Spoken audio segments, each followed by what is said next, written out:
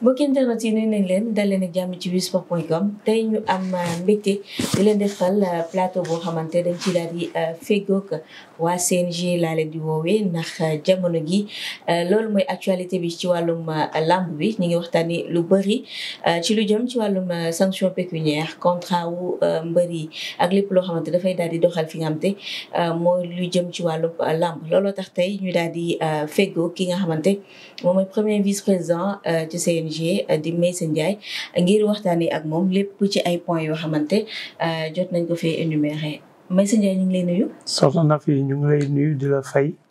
di nuyu également waa Winsport yëpp. di nuyu vraiment toutes les composantes de la lutte. di ko jaarale si le président du CNG Bira ñàkkul ni mooy buntu bi gën a gaaw pour mu mën ko tasaare à toutes les composantes de la lutte di wax ni c'est avec beaucoup de plaisir. lañ leen di accueillir jéem a tontu si nga xam ne daal nous serons interpellés. Wisport mi ngi lay jaajëfal bu baax ci dalal bi nga xamante dalal nga ko. disponibilité bi itam ngir ñu waxtaanee ay points yoo xamante yu bëri dafay jukkee ci waxtaan yi nga xamante ñu ngi koy amal ci wisport.com di ci feggoog suñuy ay internautes d'habitude dañuy daal di indi émission boo nga xam ne moo di wax sa xalaat di ci waxtaanee ay thèmes yu jëm ci li nga xamante moo di actualité lamb suñuy ay internautes itam dañu interpeller ci ay questions donc tey jàppale ni interview bi c'est pour répondre tey question yi nga xamante internet yi ñu ngi koy posé ci wàllum CNG bi ci njëkk mooy discours bi nga xamante dégg nañ ay mbër daal di koy tenir notamment ci combat yu mujj yi nga xamante am nañ ko mën nañ leen sax citer ci plateau 2STV lañ nekkoon ku ci mel ni Balla Gaye wax na fa Ama Baldé wax na fa Gris Bordeaux moom mi nga xamante moom mooy téye kaddu ñi nga xamante moom mooy lutteur en activité yi itam daal dina fay wax mbër yi daal di xam ne ni liñ leen di dagg bëri na te ñoom comprendre ñu lan moo tax ñu leen di dagg yooyu la dagg tey Meissa Ndiaye loolu lañ bëggoon ñu njëkk ci waxtaanee muy sanction pécuniaire yi ci ban règlement ak naka la règlement boobu tëddee CNG di dagg mbër yi ci li nga xamante moo di seen reliquat. waaw d'abord dañuy njëkk a déplorer les propos tenus surtout yenn kàddu yi nga xam ni je vais le citer nommément Balla Gaye génne na ko où il parle de ay sàcc lañ ça je crois que c'est un mot c'est des mots très gros et yoo xam ni seqoo ak say partenaires. et que y a lieu de repréciser ou bien de mu taxaw jàkkaarloog doomu aadama yi jéggalu très profondément parce qu'il a fait énormément de mal à des gens yoo xam ni ils se donnent corps et âme pour accomplir mission bi ñu leen dénk.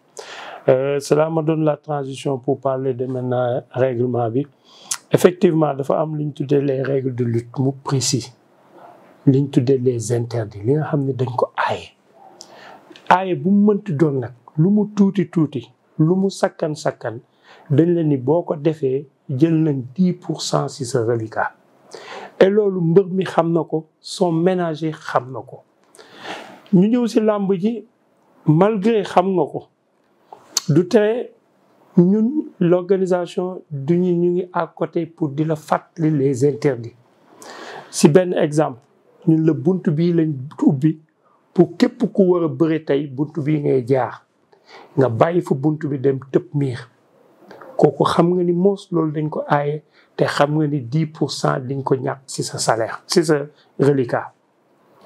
ñu ni la waroo xëpp dara sa adversaire wala camp sa adversaire nga daal di jël ab benn produit wala ab benn liquide xëpp ko ki ngay dajal wala boog ci mikaay ka ngay dajal xam nga ni loolu aussi boo ko defee dañ ko aaye.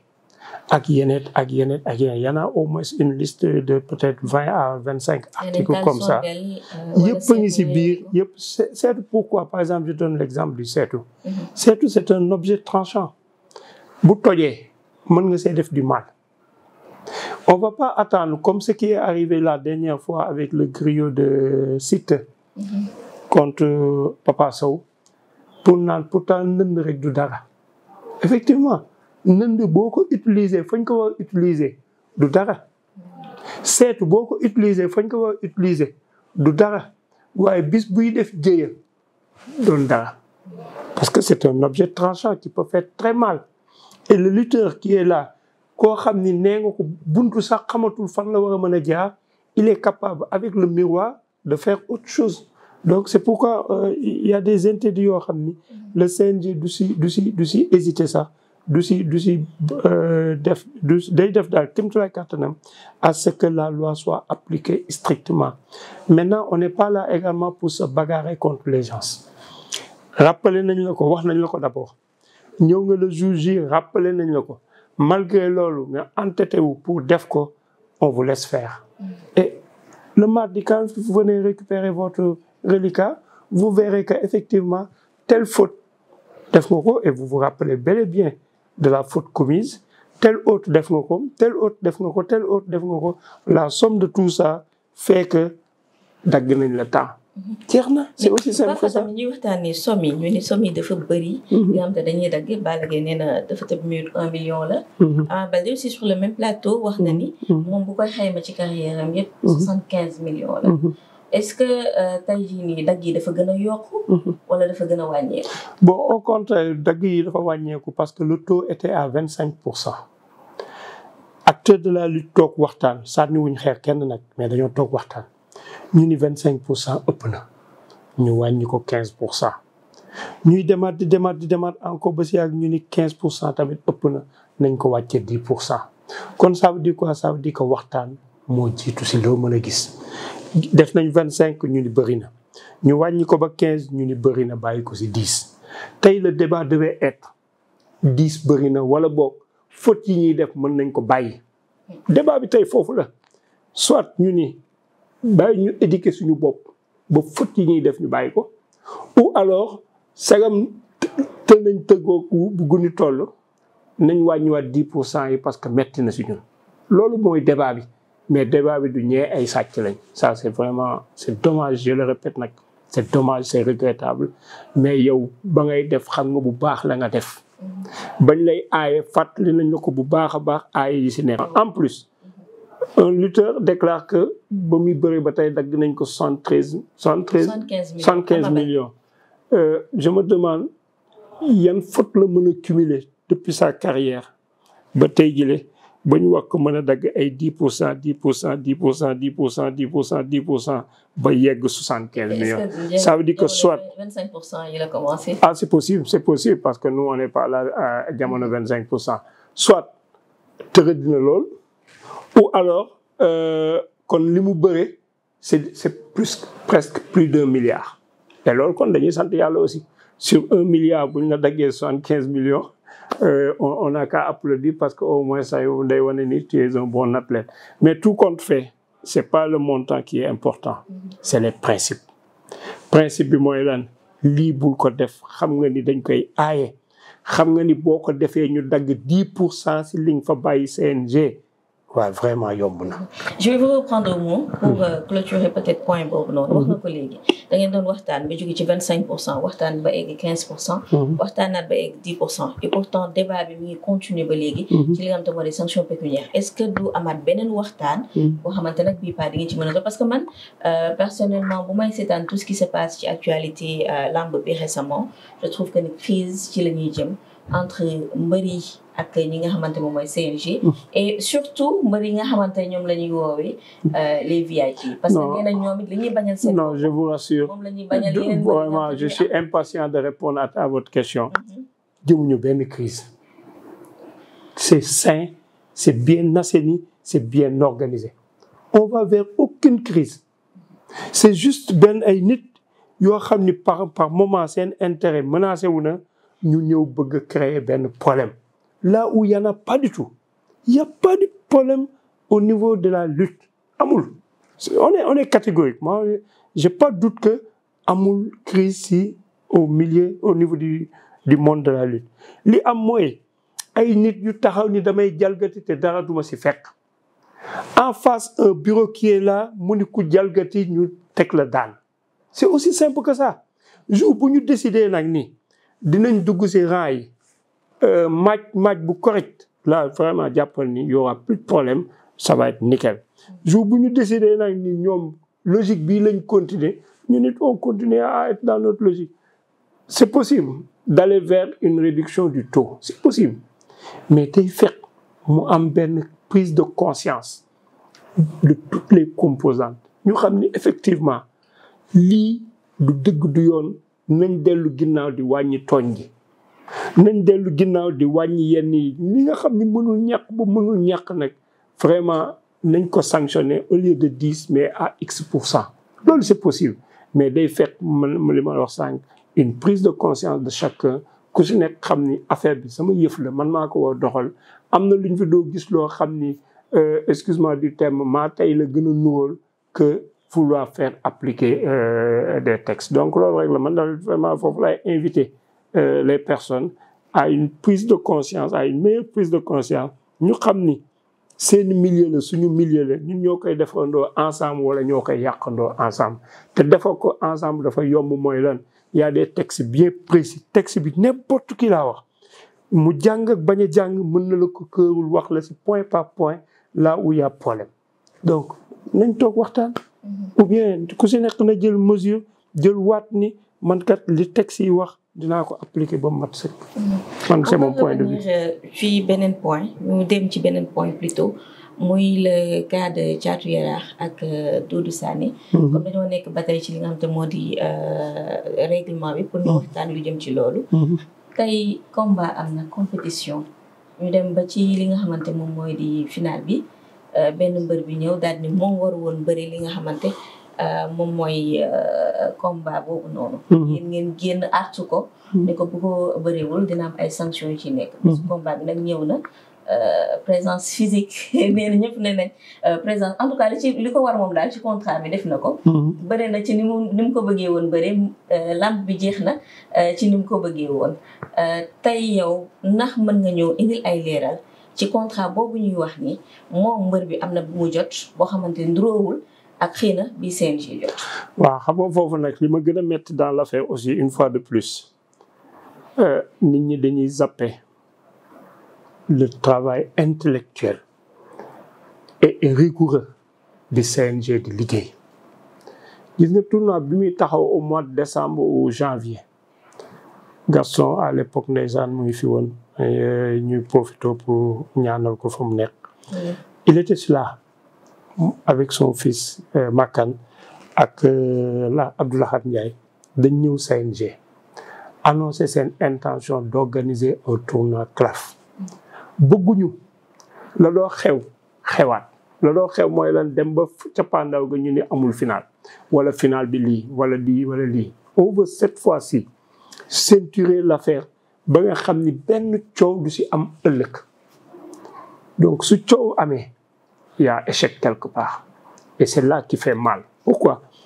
bi ñu toogee dañoo toog ay fan la direction administrative du CNG la direction technique nationale du CNG Niamé Diop le directeur administratif le directeur technique national Khalifa Sow le président de la commission centrale des arbitres Sitor avec Babacar son chargé des compétitions lutte avec frappe ñu toog autour d'une table pendant des jours pour rédiger le règlement particulier du tournoi.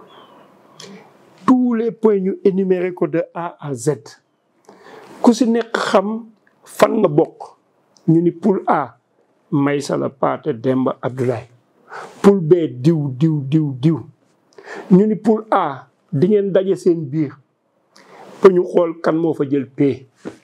poule B di ngeen daje seen biir ba ñu xool kan moo fa jël P. Je vais être précis. L'article 7 de ce règlement ni ki jël P poule A di nga daje ki jël P poule B en finale. loolu lu ko gën a leer lu ko gën a précis. Ce texte-là soumis aux ménagers des lutteurs, les 8. Et on a cité les lutteurs, on n'a même pas dit lutteur X ou Y. On a dit lutteur diw. On a donné leur nom d'état civil et leur nom de lutteur. Donc seen ménager ñëw jël document boobu signé devant le CNG. ñuy dérouler ba final jot Thiatou Yarakh ni duma bëre coow am. nee na nag jot na benn document bu wuuteeg bi mu jotee CNG c'est possible mais dëkk bi daa am yoon. mais nan la possible. non c'est bien possible. maa yow mën nañoo signer fii loo xam ne dañoo dem CNG ñu signer fa bu ñu jugee CNG moo woo la sama kër ñu signer fi leneen maa yow mën na nekk. loolu mën na possible. déedéet damay joxe exemple li mën a nekk laa wax ma li nekk. d'accord li mën a nekk laa wax. maa yow juboo nañ ci kàddu ñu dem CNG officialiser ko. foofu mooy lu officiel. foofu leer na.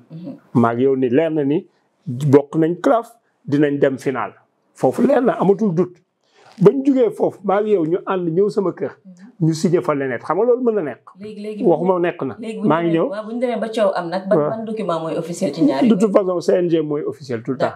maintenant par contre bu ñu ñuut njaaj jàppee wala leneen jàpp ma ba maa ngi yow ñu signé leneen lu wuuteeg li CNG signé yoon a ngi si dëkk bi. lu tax Caatu Yaraax demul porter ji plainte bu dee yoon na document bu baax bu wuute ak bi mu yor CNG lan moo tax demul woon porter plainte bàyyi coow c'est parce que dafa yorul document bon bi ñu toogee nag coow li bëri dugg na fii génn na fële xëy na ñàkkul ay mbokkam aussi des gens responsables civilisés ni ko yaa xaatimoon lii neexoon na lool ba ngay signé nag assumer sa signature loolu tax mu ñëw pour bëre façon ba mu ñëwee nag mën nañ cee discuter tey ba suba façon ba mu ñëwee mais également c'est que binduñu ci texte yi fenn ni nii nga war a ñëwee wala nii nga war a ñëwee on comprend simplement que xel nangu na bu ma ñëwee pour compétition ma war a yor benn comportement de compétiteur loolu moom xel moo ko nangu mais binduñu ko fenn donc c'est voilà le cas Caatu Yaraax li ma si mën a wax. léegi Caatu Yaraax ak naataangoom Doudou Sané damay dégg ni ñoom ñaar dañoo bokk manager loolu wér la. mën nañoo bokk manager mais au niveau du CNG mënuñoo bokk manager c'est-à-dire dans l'opération dans le factuel nii mën nañ ni man sama manager Maysa Ndiaye la yow it nga ñëw ni sama manager Maysa Ndiaye la.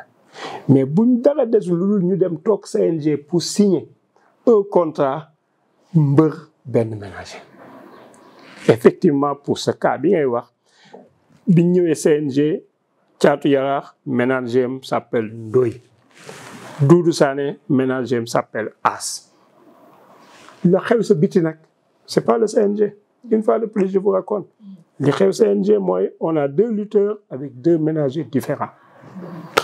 ban cas d'école parce que cas d'école lañ ko tuddee fii nii ni war nañ cee mën a jàngat lu bëri. exact pour la suite. exact tey yéen au niveau du CNG lan ngeen jàngat ci. exact ça nous a appris que nos textes aussi parfaits que ñu mën a nekk nit ñi ont toujours des moyens de contourner les textes et d'ailleurs loolu tax sax texte di génn ak loi day jekk lool mais il y a toujours possibilité de contourner une loi. Et c'est dommage. Et c'est vraiment dommage parce que esprit bi du woon loolu. Donc là, ça nous pousse à avoir benn regard sur le comportement de l'athlète. Depuis bu mu dugg see ci làmb ji ba bu muy génnaat ci làmb ji. Ça nous pousse vers ça. Ça nous pousse et on va vers ça également. Ça nous pousse nous aussi à enchaîner ci beneen point boobu ñëpp ñu ngi koy waxtaanee instant bi nii. muy catégorisation bi nga xam ne war nañ ko def ci wàllu lamb bi. pour tey jii nii mu gën ñoo permettre yenn titres yi. roi des arènes wala empereur des arènes. ñu xam nan la ñuy mën a defee distinction yi. xam ndax roi bi mooy nekk ci kaw empereur bi wala empereur mooy nekk ci roi mais aussi. ci compétition yi ci mel ni comme genre CLAF bi. parce que lu ci mel ni seen itam li ngeen fay. ci compétition yi ñu naan 2 millions pour autant de combats dafa daal di tuuti bu doon tey jii nii sans compétition li dinañ leen fay plus pour ñu mën aussi rationaliser li nga xamante mooy bayooru mbër yi. bon xam nga CLAF boo koy organiser yow yaay wut say mbër d'abord. le choix des mbër promoteur bi moo koy désigner. combinaison yi également promoteur bi moo koy désigner par exemple ñun ñeent ñoo bokk poule mu xam ni maag yow ñu njëkk a daje.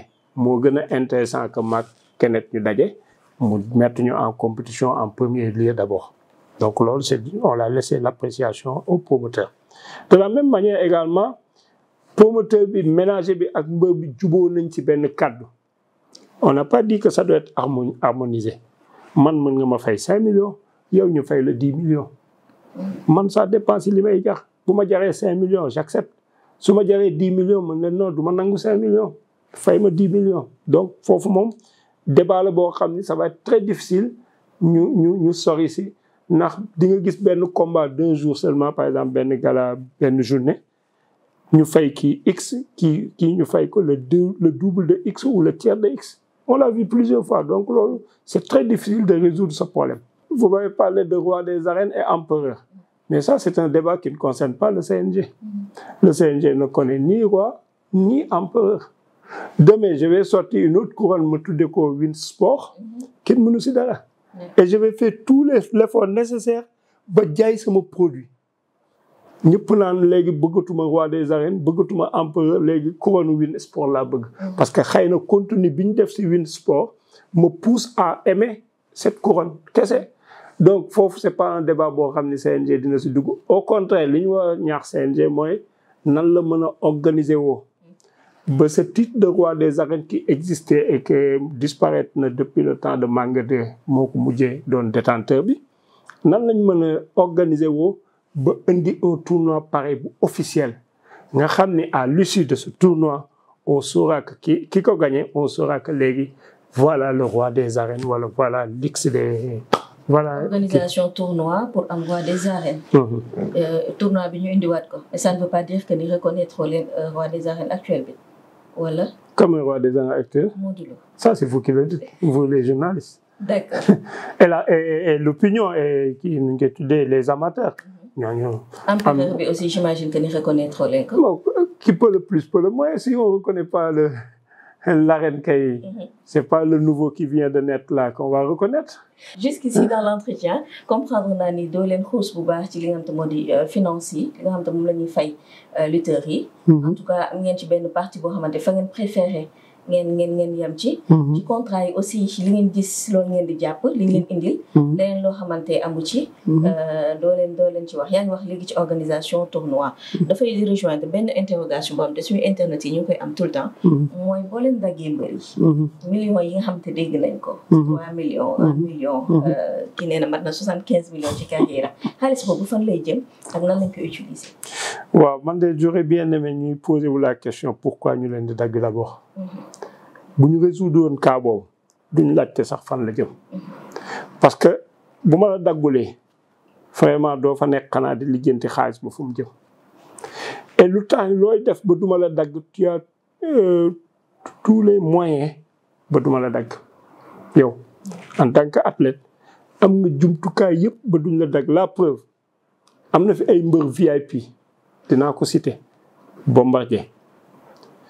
Bombardier boo ko laajee dina ne toute ma carrière dagguñu ma lu mat 5 millions toute sa carrière nag laa wax te fayeeku na des dizaines de millions pourquoi parce que souvent excusez-moi de le citer parce que c'est un cas que je connais peut-être il y en a d'autres mais au moins je connais ce cas je me rappelle très bien et je l'ai vu plusieurs fois 15 nit nga am droit dugal moom mooy compter boppam 15 nitam bu jeexee mu ni tëj leen bul sànni lii du ko sànni bul def lii deful lii bul wax lii deful lee et cetera et cetera pourquoi tous ces interdits là yi ñuy wax te yow nga mën koo sàmm nga mën ko def nga bàyyi ko fa dem def leneen le cas Ama Baldé par exemple à l'époque on n'était même pas au CNG sommé woon na ko fi ni jaanam boobu bu mu duggati ci arène bi bàyyi na ko benn yoon mais xëyaat na suba indi ko au nom de quoi pour bëgg a gagner te nga xam ni leer na ni lii boo ko indee ñu dindi sa lii nga insister def ko maintenant nga def ko ba CNG dagg sa xaalis nag par exemple c'est 75 millions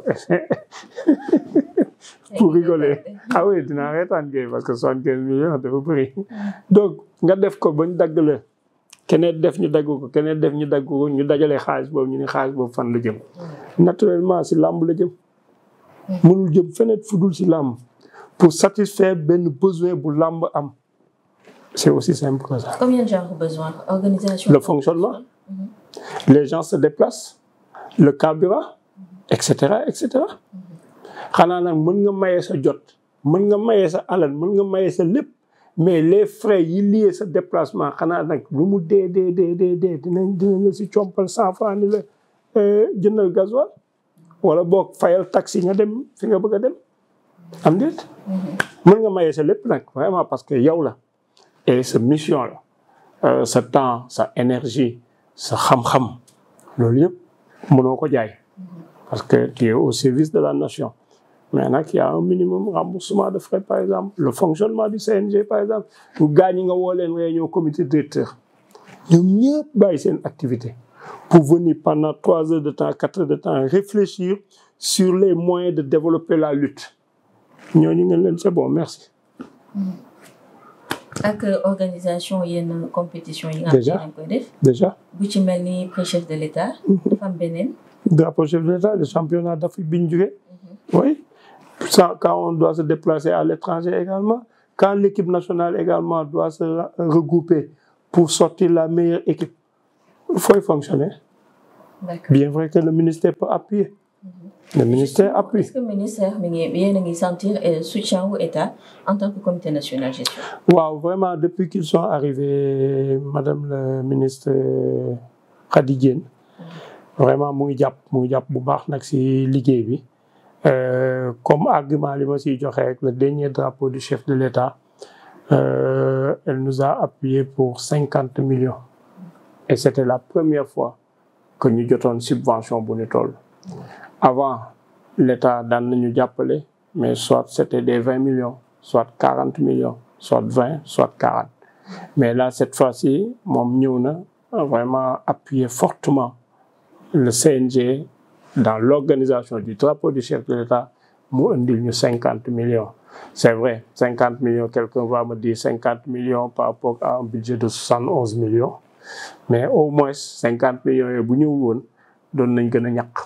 Mais alhamdulillah et les 20 autres millions il fallait les tirer quelque part et cette part-là ne pouvait venir que des fonds du CNG.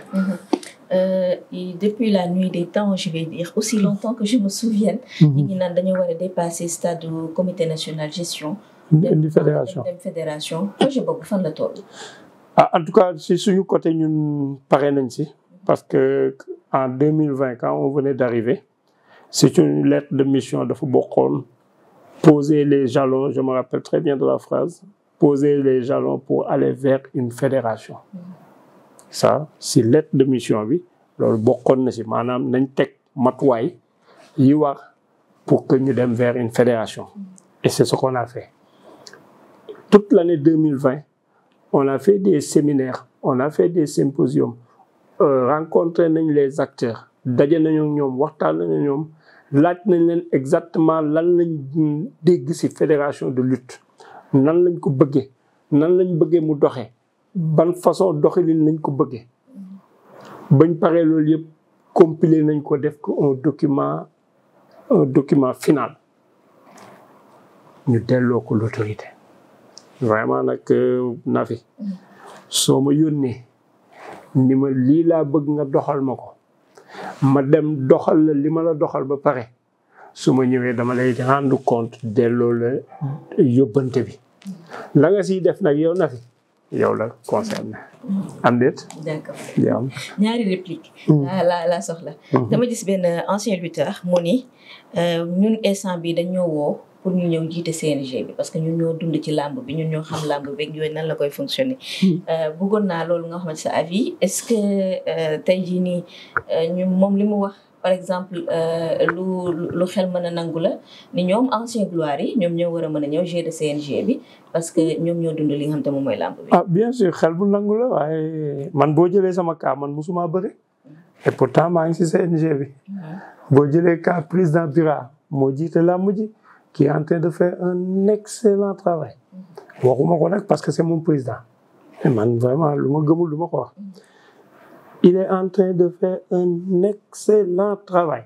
et loolu vraiment ku naa fekkul wala boog buggoo gis dëgg doo ko wax mais honnêtement entre fa ñu jëlee làmb ji ñu doon naan bu président Alioune Sarr demee làmb ji yàqu ak jafe-jafe yi ñu am diggante 2020 2021 Covid ak maintenant làmb yi dafa def ay bons yu extraordinaire. Le dernier exemple que je vous donne pour wane avancée yi quand on disait que làmb mënuñu ko wutal heure de démarrage ak heure de fin on était tous prêts à jurer à parier que làmb mënuñu ko wutal fourchette. On l'a réussi. On l'a réussi. Ce qui était impossible il y a quelques semaines. Et ça, il l'a réussi. xamoon na ni nag bu koy poser dina am obstacle yu nekk et pourquoi pas toutes ces sorties qu'on vient de voir récemment est-ce que c'est pas la conséquence de ça mais loolu du la tax a dellu ginnaaw parce que xam nga li ngay def ñeme nga li ngay def te wóolu nga li ngay def te li ngay def tamit jaayoo ko si doole jaayoo ko si dara loi rek nga ko jaay ak lu mën a nekk objectivité donc ñooñu di bëgg a prétendre diriger le CNG je dis pourquoi pas mais puisque c'est une mission boo xam ne dañ lay dénk li dàq nag mooy nga xaar bañ ni am ma dénk la que dénk ma. D'accord. dénk ma moom vraiment dafa wóorul. sama dernière question damaa bëgg nga dindi sa casquette vice-président nga tontu ma en tant qu'acteur de développement wu làmb. ni ñuy tegee combat yi léegi ñu gis ni mbër yi kenn ku ci nekk dafay am benn promoteur boo xam te moom ngay liggéeyal. Balla Gaye ak Albourakh gis naa rek signé na contrat ak Eric Favre. Modou Lo ak Jambar Production. loolu ndax gis nga ni yow dafay jëmale làmb kanam wala dafay gën a indi par exemple tey ay problème ci diw kii lay war a jàkkaarlool wala mënul jàkkaarloo kii contrat bi tënk na ko fi ba pare. non du indi problème au contraire dina tax mbër yi gën a am xaalis parce que man bu ma yoree sama produit par exemple sama mbër je ferai tout quel que soit le prix boole kaak ka mbëgg kooku aussi xam ni kii jaral na ko lu nekk. bu ma jaroon 100 francs ma ni 200 laay laaj pour bëgg ak diw donc xëy na loolu enchère la boo xam ni mën na yokk tuuti yëf yi bon le danger c'est quoi nag c'est d'aller vers par exemple essoufflement des promoteurs mën nañ dem ba essoufflé wu wala boog dem ba am ay jafe-jafe pour mën a honorer seeni engagement tout compte fait daal jàppal ni loolu yëpp day résumer monde bi ñu nekk c'est un monde boo xam ni pour gérer ko il faut être neutre d'abord neutralité mooy première qualité gérant du CNG. Pourquoi il faut être très neutre? Parce que dañu nekk milieu boo xam ni chacun a ses intérêts. Le promoteur il est là uniquement pour proposer les meilleures affiches mu leer ko ni ça va être rentable pour lui. mbër bi également di jéem a xool ban yoon lay jaar pour egg au sommet wala plus qu'au sommet. Le ménager tirer son pourcentage gérer ses affaires fans club bi peut-être wala amateur bi jéem a xool nan lay bégalee boppam un après-midi. Donc il faut être très neutre pour pouvoir wàllu promoteur nga jox ko wàllu ménager nga jox ko wàllu mbër nga jox ko wàllu keneen nga jox ko ku si nekk jël wàllam à ce que chacun nekk si sillage am te kenn du gêner l'activité de son prochain. Voilà ce que je pouvais dire en tant qu'acteur de lutte. waaw pas en tant que CNG. waaw dindi loo naa ko. et heureusement dindi na ko. nangu na dindi li nga xam te moo di casquette pour mën a répondre ci question boobu nga xam te itam actualité la dañ koy waxtaanee ba tey ci wisport.com. mbokk yi li leen indiloon ci entretien bi ñu ci doon feggoo ki nga xam te moo di Meissa Ndiaye nekk premier vice-président foofu ci CNG yore lépp lu jëm ci lutte avec frappe. mooy suñu buntu nag ci CNG. parce que am na yeneen commission. yeneen vice-président. Absolument. dinañ toog ak ñoom waxtaan ak ñoom. Très efficaces. Voilà, qui sont très efficaces nag. prochaine bi rek dama koy avancer fii ak sama internet. Oui. nga xam te buñ ko gisee ñu xam ne yow la. Vous allez voir le président. Avec Isabelle. C'est possible. Voilà. Et ce sera avec grand plaisir parce qu'elle va développer beaucoup de choses que le CNG est en train de développer. La fois passée, on revient d'une tournée nationale. On a été jusqu'à Ziguinchor pour détecter des jeunes en vue des JOJ de 2026. Donc pour vous dire que liggéey bi dañoo gis ni arène nationale ba la rek mais arène nationale bi gën a tuuti si liggéey bi. Meissa Ndiaye ñu ngi lay jërëjëf. jërëjëf c'est moi qui vous remercie. mbokk internet yi ñu ngi leen di jaajëfal di leen dig daje ba beneen yoon ci wisport.com.